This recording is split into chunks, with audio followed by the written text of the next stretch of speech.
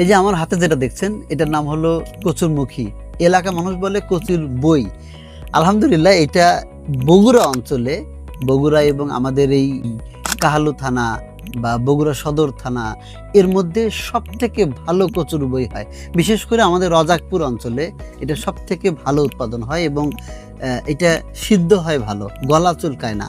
বাংলাদেশের বিভিন্ন জায়গায় এই কচুরমুখী বই বা লতি বা কচু উৎপাদন হয়, কিন্তু এই অঞ্চলে সবথেকে ভালো। চাইলে আপনি গুগল করে দেখতে পারেন এটা। আর এই অঞ্চলে আমি যদি বলতে চাই যে এটার দাম কেমন, এটা মোটামুটি 30 থেকে 35 টাকা কেজির মধ্যে এটা বিক্রি হয়। খুচরা এবং পাইকারি প্রায় কাছাকাছি রেটেই এখন যাচ্ছে, ওঠানামা করতেছে একটু বর্তমান সময়ে। আমি জানি না আপনার শহরে এটা কত টাকা করে বিক্রি হয়।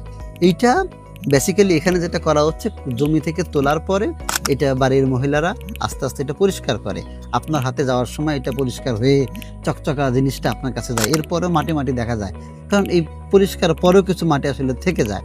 তো এইটা মহিলারা ঘরের কাজের ফাঁকে ফাঁকে এই কাজগুলো সারাদিন করা হয় এবং এখানেও সেটাই হচ্ছে। আমি হয়তো তাদের পর্দার কারণে এখন তাদেরকে দেখাচ্ছি না, কিন্তু করছিল যে আমি করছি না, আমি শুধু দেখানোর জন্য এই ভিডিওটা করছি। তো আপনারা যারা জানতেন না কচুরমুখী সম্পর্কে বা কচুর লতি, আমাদের এখানে বিঘার পর বিঘা এই কচু চাষ হয়। আপনারা যদি এরকম কচুর বাগান দেখতে চান, এরকম ইন্টারেস্টিং এবং চমৎকার কচুর লতি আর এই কচুর বই খেতে চান, তাহলে চলে আসেন।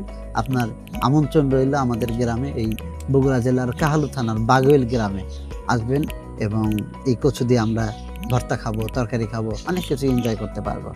এটাই শেয়ার করার জন্য ভিডিওটি করা, বিশেষ কিছু না। Thank you. আসসালামু আলাইকুম।